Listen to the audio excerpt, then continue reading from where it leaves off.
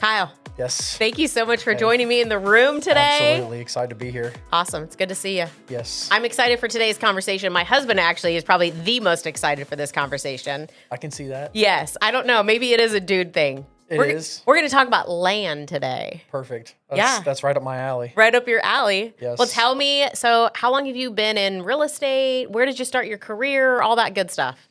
Yeah.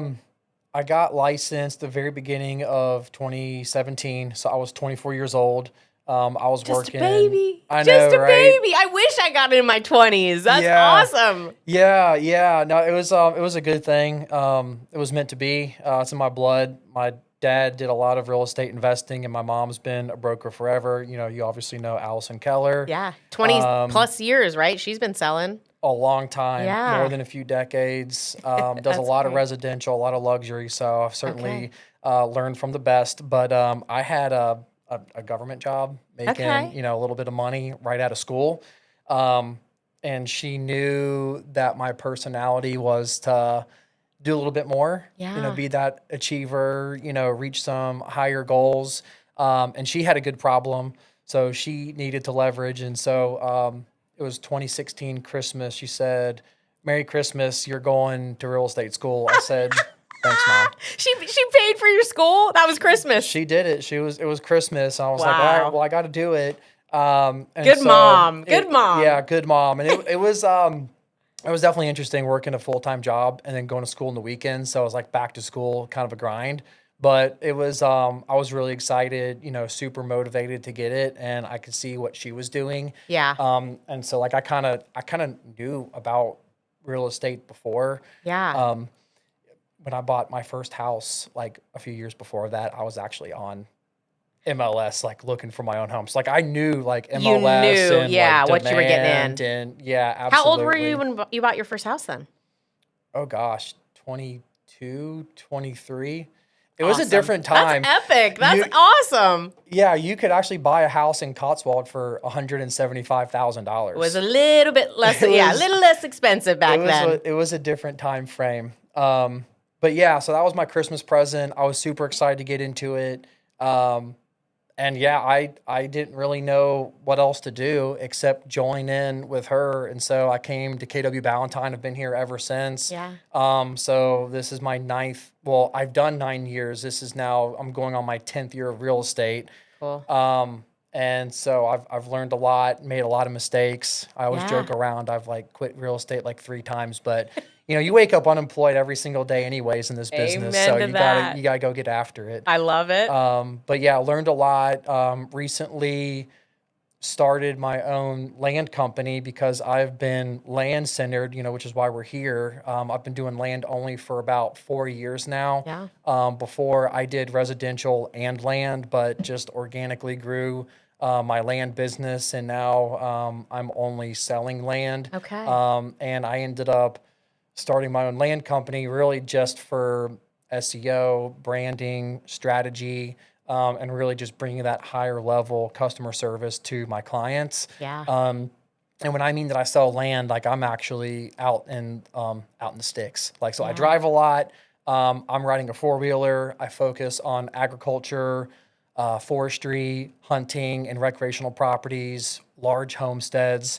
And then every now and then I dabble in like a commercial type zoning, because obviously when the cities grow, there's nowhere else to go to except for the county jurisdiction or, rural things like that. So I've done a little bit of development on the listing side of things too. So wow. Yeah, it's a lot, but it's been fun and totally worth it.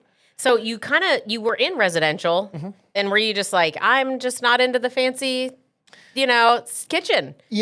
How did that happen? Like, how did you really just kind of find your niche?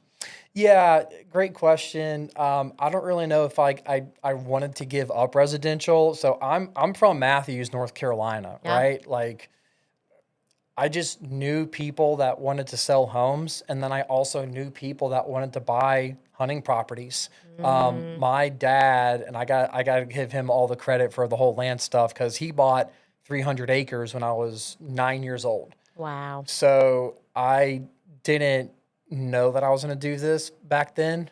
It just kind of happened naturally. But again, real estate is in my blood, and it just organically happened in that way. That's cool. Really just building a strong clientele. Sabra taught me how to do a South Carolina contract over like a couple of emails, but I just natural at selling land. I guess from that kind of personal experience from 9 years old, like woodsmanship, land stewardship, understanding how forestry and timber production works. Like, so like now I own 300 acres as well. My forester is Kent Paris. He's the same forester that my dad had. So like I've known Kent forever. So it's kind of like a full circle thing. But just, I'm a bow hunting addict, like I love whitetail hunting, and turkey season's coming up in April. So just having fun with it, and just knowing how to really design hunting properties and just understand that buyer psychology. It's helped me make my buyers successful, and then it's made me very successful with all of my listings, because now I know how to prepare everything for that sale. But yeah, I've sold a lot of residential, nothing wrong with it, but I just decided to make the jump and just do land only, because it was just that much more worth it. It was very difficult to turn off the switch for land and go back to residential. And so I just said, okay, I'm just going to do land only. And it's just been a huge passion of mine. And here we are. Wow. I have so many questions. Okay, so one thing you mentioned, South Carolina. So you're licensed both in North and South Carolina? Correct. Okay. The cool thing about North Carolina, the 2T for residential, and you have the 12T for land, it's the same thing. The same. A while ago, South Carolina, that's why I had asked Sabra questions often. The land contracts were a lot different. But now they're very, very similar, because you can, do the whole checkbox for just due diligence period for South Carolina for residential things. So it's very, very similar. I think that brings up a really good point, though, that, again, selling residential and having, say, your mom has a luxury niche, but selling land really is its own animal. Oh, yeah. I mean, there's so many things. We could go on and on just on a podcast of that, right? Of how different, and the things you're looking out for your buyers or even your sellers that don't even come up into discussion for residential. Correct. Yeah. Okay. Correct. Yeah. Land is always the foundation of all real estate. And I even told my mom this a long time ago. It's like, man, residential people, I can now pick up a phone. I know if you're a residential realtor. Yep. I know if you're a commercial realtor.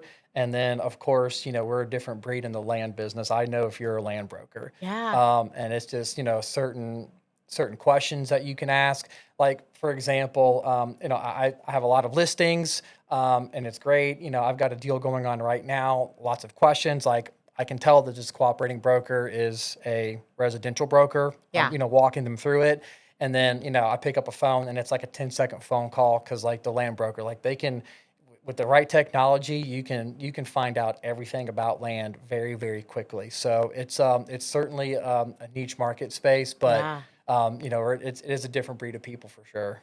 So you mentioned you have a lot of listings right now. Tell us kind of what's the market doing when we're talking about land. What's the market right now in North and South Carolina? Expensive. Yeah. Yes, land has certainly jumped up. It was a long time ago, before COVID. You could actually get land for maybe, I don't know, $2,000 to $4,000 an acre. Yeah. Depending on the size and how far away you are from the city limits. Sure. Now I'm selling medium-sized homesteads for like anywhere from like $4,000 to $8,000 an acre. Wow. So things have almost in less than 10 years we've seen this. Absolutely. And so there's inventory, but then there's also not a lot of inventory. If you're a smart buyer, which the majority of the land buyers are, you can use your GIS like HuntStand, Onyx, even the public GIS, Zillow, or I love Land ID. That's what I use. You can learn everything about the land.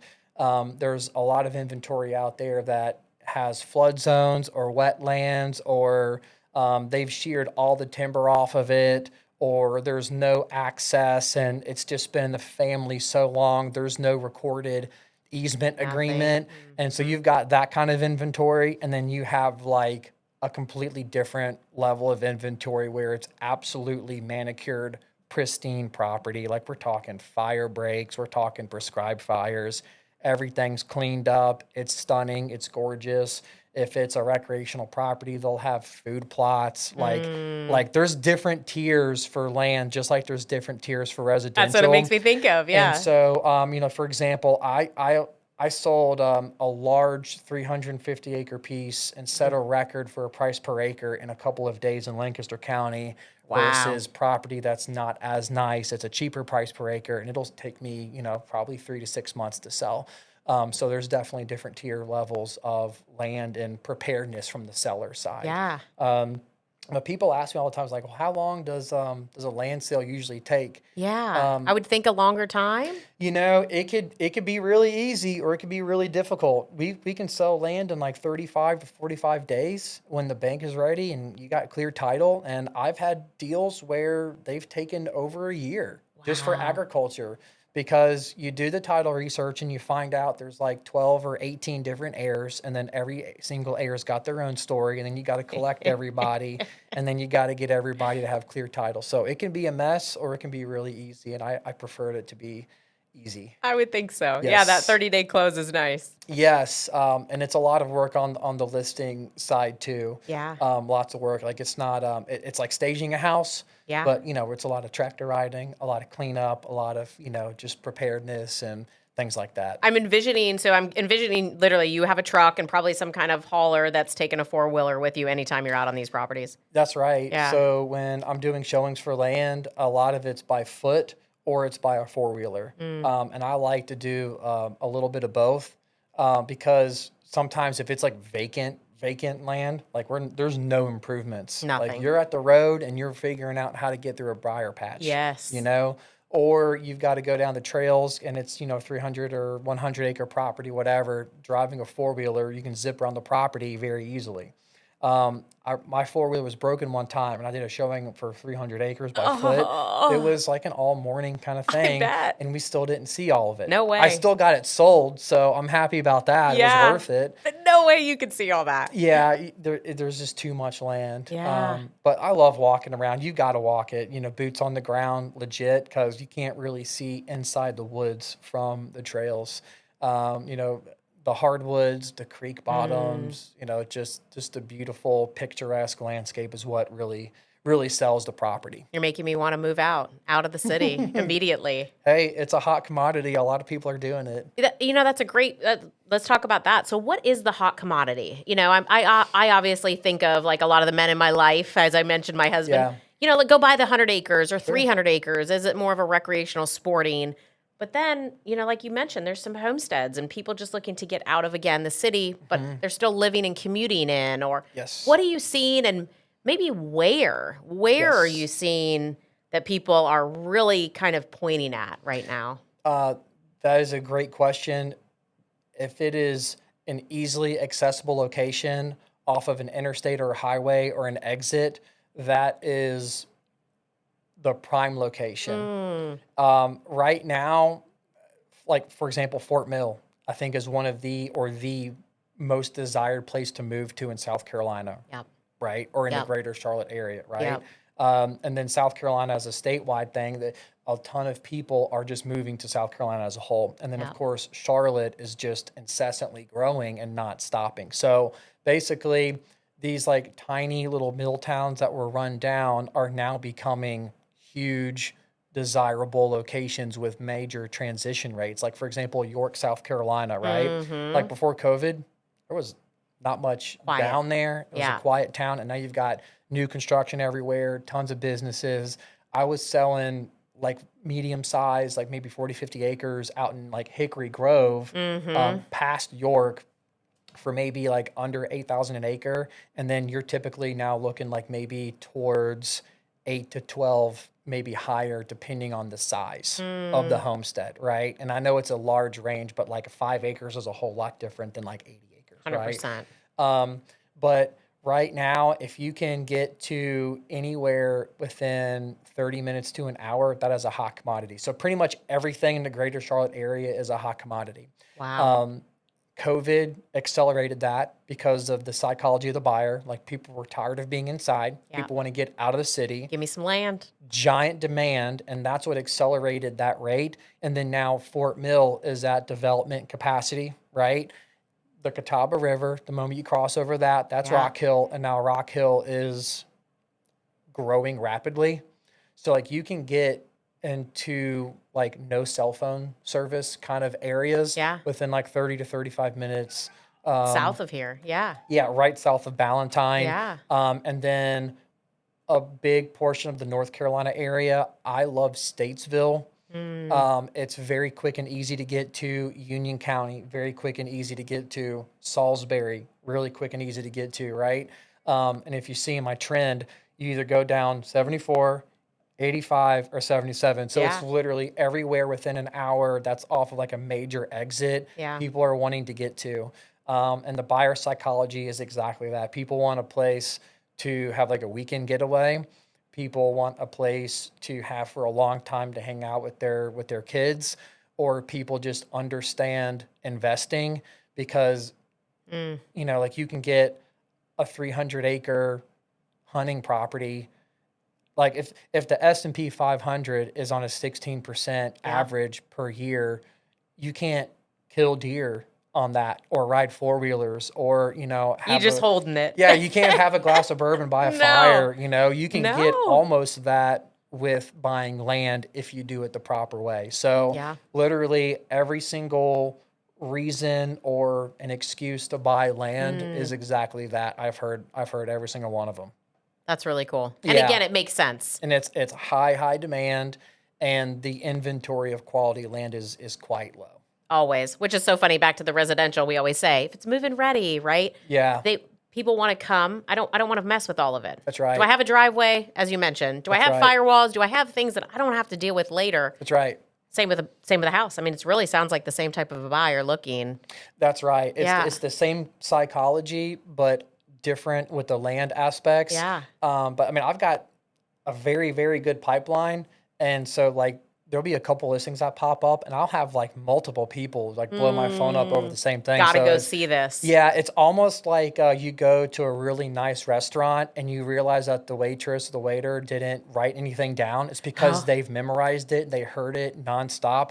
Like that's kind of how it is in the land business. Like every single land listing that comes up, whether it's on the MLS or not, I have absolutely seen it. I've heard about it, and I've probably driven by it a million times just from doing this for so long. I would think even the agents that you're kind of, if you will, rubbing elbows with, you guys are probably even a smaller niche community, right? Of like agents, and I know this guy, and I know I can call this guy, and if so-and-so has something coming soon, or absolutely. Like you better play nice because there's really a couple of us doing it. And so that's another reason why, you know, because residential real estate's got a lot of there's a lot of us, a lot of competition. There's really not many guys doing it. There's a few women in the area doing it that I know of, like maybe like in the Low Country or down in Aiken, but like in our greater Charlotte area, like if you are an agriculture and recreational broker, like there's really like a handful of guys doing it. A gentleman sent like, oh, hey, word of mouth from neighbors, heard this and that, and we're going to list 530 acres in, you know, Western York County, and we're going to do this off market. And it's like you can see who's on the email. Yeah. It's like a couple of guys. You know. For sure. Yeah. And then each one of those guys has a pipeline, again, low inventory, and everybody's been in the business for a while. It's funny. They all know me now, but you know, they used to haze me and call me the little residential boy. But that was a long time ago. I've earned my stripes. You've earned it. Yeah, no, it's a bunch of good guys, and everybody, you know, respects each other. And I'm the only one at KW, and everybody's kind of, you know, at different, you know, land firms, but not many people are at KW as compared to like out west. Like you get a lot of land brokers. That's a great point. So why KW? Why specifically KW Ballantyne? You've stayed here even as you became the land guy. Yeah, naturally came here, obviously because my mom with the business. But I mean, I can't really see myself going anywhere else. Knowing what I know now and how other firms operate with their business structures, like it is a known fact. Like there's many reasons to be at KW, but main one is like, you know, I want to be an entrepreneur, right? I want to own my own clients. I want to set my business models. And then of course the commission structures as a realtor, you just make more money being at Keller Williams as a whole. Yeah. But then Ballantyne, I mean, it's just a fantastic location, everything that I need. Everybody here is great. And then the South Carolina laws, right? Like, so I just started my own land company, Carolina Roots Land Co. With South Carolina, I don't have to be a BIC. And that's big for me because, like, you know, I don't have time to go do that right now. I'm trying to build a business. I got 2 babies at home, but you know, I'm leveraging KW to be my foundation, my technology for me to be an entrepreneur, right? Like when I wake up every single day, as a land broker, as a realtor, as an entrepreneur, I've got one thing on my mind, and it is prospecting, just like everybody else in the real estate game should be. It is prospecting, it is follow up, it is sending out text messages, and then it is making sure that my deals that are under contract, that we're keeping it together. That's right. So Run smoothly. That's all I want to do. And then, you know, my buyers, I schedule them. And then for my listings, I prep them and get them sold. I don't want to worry about forms. I don't want to worry about the legality of certain things. It's just a solid foundation, and you just make more money here at KW anyways. So that's pretty cool. Yeah. You had actually a phenomenal year. Was this your best year last year in 2025? It was, and it's funny that we're here now, even talking about it. I guess because it's like the time for the award ceremony. We're for celebrating, the office, right? yeah. It my magical phone sent me a photo where I did 18 million in 2023, and like I was on top of the world. 18 like, million. Oh my gosh. This is what I wanted. How am I ever going to do this again? Yes. And then last year, you know, I've kind of figured it out. I got a really good system here, leveraging a transaction coordinator. I got a buyer's agent, really, really honing in on all my listings. I did about 43 million in volume last year across 7,000 acres. Wow. And so that's big for me. I'm very pleased to be able to help that many clientele. And then a lot of my mentors in the land industry, you know, whether they're in the low country or up in the mountains of North Carolina or even out west, you know, I get like notifications from these new listings out in like Oklahoma or Montana. It's like 3,000 acres, 2,000 acres. On one listing. Yeah, it's like $20 million listings. I'm like, oh gosh, I need to get to that level. Because over here, you know, 100 acres is big. Oh my gosh. Our parcels aren't that large. And if you look in York County or Chester County, like there's really not many contiguous like 1,000 acre pieces. And so, you know, if you're in the greater Charlotte area and you're selling ag land or recreational property, no, 50 acres, you're doing good. 100 acres, you're almost in the 1%. And if you know people that own like 300 plus acres, that's super rare. You don't really get a whole lot of that around here. You'll find it in the further parts, like in the western side of York and Chester County. There's really big pieces in Fairfield County and in Lancaster County towards Kershaw or He Springs, Stonesboro. You know, little like side towns that people don't know of. Yeah. But no, it's there's a lot of land out there, and I'm just happy to be part of it. I looked it up one time. There's like about 1.5 million acres between here and Columbia. I'm trying to sell every bit of it. 1.5 million. Wow. So yeah, selling 7,000 acres was a lot of work. It was over 100 transactions, but wow. But yeah, you just got to keep it going. My goal for this year is to do as much or more. My firstborn is 2 years old, and we just had a newborn. He just turned 2 months yesterday. Well, so 8 weeks old yesterday, and so it's been a lot trying to, you know, start a family. Start a family, start a business, selling the world. That's right. That's right. So, no, I think it's going to be great. I did a lot of business, you know, under Carolina, living in the States, work with my mom, but starting this new company, I think it's going to be, really efficient for me and a whole lot better for my clientele, just being more land oriented. Yeah. Focus there. Yeah, absolutely. And so tell me again. So we'll go ahead and put it on the screen so everybody knows. Yes. What is the website that they should go to for the land we'll call you the Landman. Yes. We need to come up with a cool name for you. Yeah, right? yeah. Everything is Carolina Roots Land. Carolina Roots Land. That's right. So you can type that into Google. My website will come up. You can type that into YouTube. I just started everything. So I've got a few subscribers on YouTube, a few followers on Facebook and Instagram. So Carolina Roots Land. You can type that into everything and it'll pull up. So definitely, Awesome. like and subscribe, follow, all the above. The latest listings, land management tips. I just did something yesterday, just with a forestry mulcher, like serious vacant land, like woods, no trails, no nothing. We're doing some listing preparation, making driveway access, making trail access, strategic hunting access, food plots, feeding sites, the whole nine. So everything from my listings to how to buy real estate, what to look out for to make a safe purchase, how to invest in agriculture land, and quick land management and wildlife management tips. So all the above. Find you online. That's right. Carolina Roots Land. That's me. Easy peasy. Kyle, thank you for coming today. Absolutely. That's Thanks for super having me. helpful. Yeah. Man, a lot going on in land. Lots going on in land. Awesome. Have a great day. Absolutely. Thank you.